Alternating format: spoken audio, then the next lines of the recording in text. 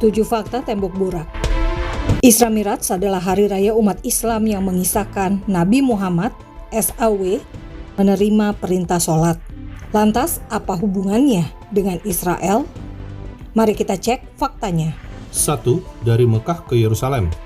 Kisah Isra Miraj tertulis dalam Kiev 17 ayat 1 yang menyebutkan Nabi Islam melakukan perjalanan malam dari masjid suci di Mekah ke masjid terjauh yang dianggap berada di Yerusalem dengan mengendarai Al-Borak, seekor burung berkepala perempuan.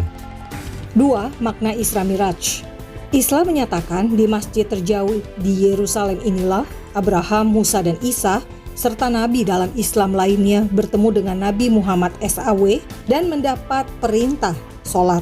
Isra Miraj inilah yang menyebabkan ada kaitan antara Islam dengan Yerusalem, kota suci umat Yahudi dan Kristen.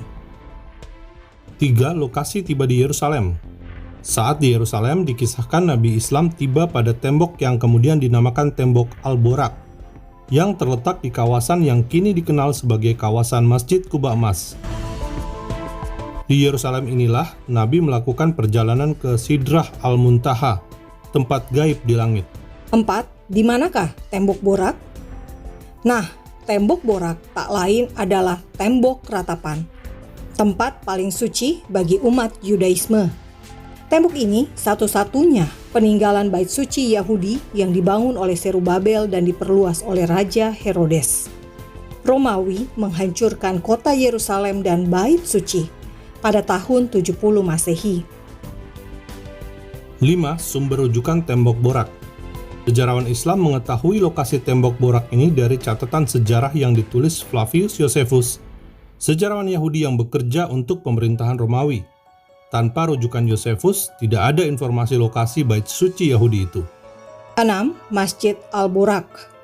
Dalam lokasi pelataran Masjid Kuba Emas, terdapat sebuah masjid kecil yang disebut Masjid Al-Borak, karena dianggap disinilah Nabi menambatkan tali pengikat Borak. Masjid ini dibangun tahun 1307 Masehi dan bertempat di gerbang Barclay.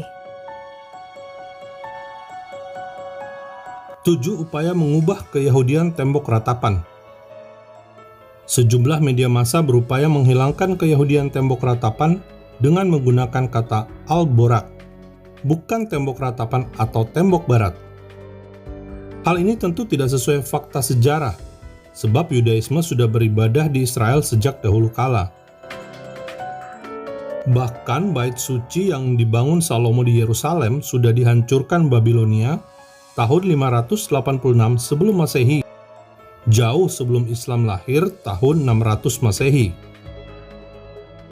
Saudara, fakta Israel menghargai perbedaan dalam agama-agama. Namun, kita juga perlu untuk belajar sejarah agama yang kita imani dan juga agama lain.